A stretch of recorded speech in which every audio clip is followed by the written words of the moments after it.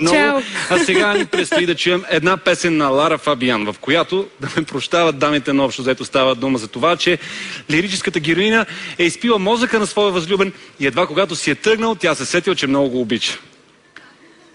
Класик. Чак, когато тогава. Те, между другото, драматични детали можех и да не ги знам за тази песен, но сега ви оставям Ани да ви каже «Жутем».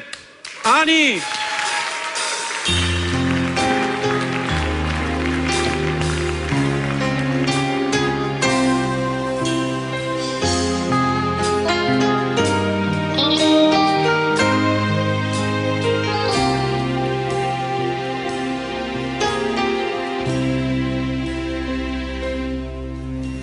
Det cœur existait d'autres façons de se quitter, quelques éclats du verre auraient peut-être pu nous aider. On se lance mais je décidais de pardonner. Les erreurs qu'on peut faire à trop de quand la petite fille, moi, souvent tu réclamais. Est-ce que comme une mère, tu m'as voulu me protéger? Je t'ai volé ce sang, on n'aurait pas dû partager. À bout de mots de rêve, je vais crier.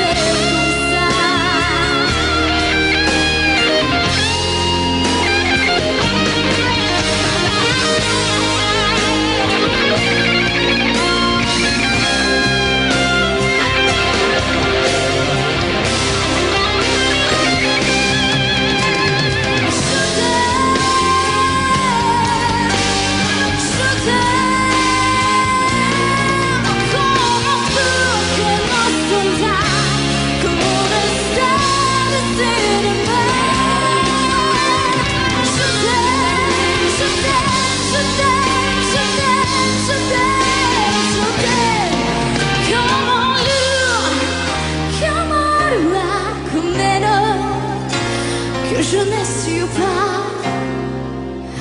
tu vois, je t'aime comme ça.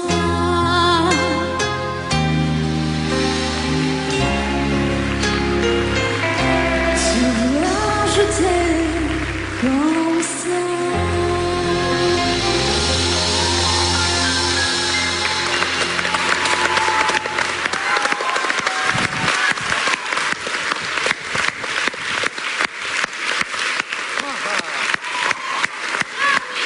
Много жутем, много нещо. Господин Маришков, как се справи според вас Ани, която на всичко отгоре от вашия отбор?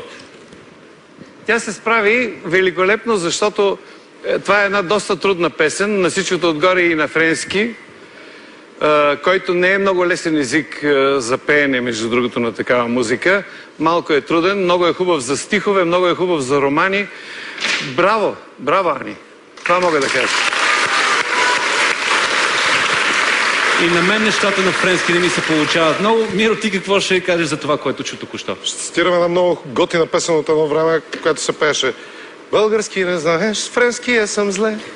И така, наша не лукаеш, аз на мак, но истината е, че наистина френски е първо труден език за пеене, второ наистина трудно се запомня дори и фонетично думите, и фонетично е трудно да се направи оновара, но тая вечер видях за първи път истинско изпълнение на артист. Ти ме грабна в момента, в който застана на сцената. Честно, когато застана пред господин Маричков и започна да му пее Жутем, леко нещо в мене потръпна и му завидях искрено. Благодаря ти, че финала беше при мен. Благодаря ти.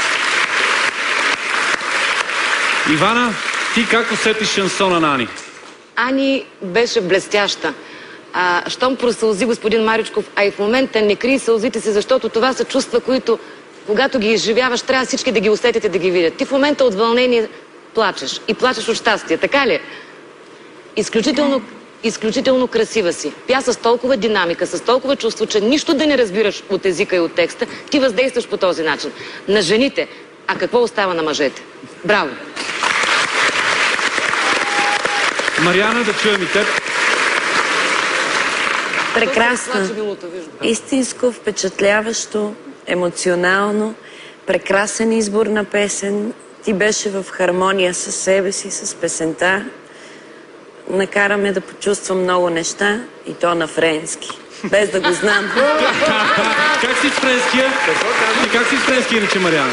Моля? Френският ти как е? Не те чува много аплодисменти. Как ти е френския? На мен ли? Да, за да чуем още повече. Перфектен, естествено. Ако изпълнението на Ани ви е харесало, искате тя да остане, изпратете СМС с името и на кратък номер 1680 и гласувайте за нея в интернет на адрес гласътнабългария.bg. Това беше изпълнителят от отбора на Кирил Маричков. Ани!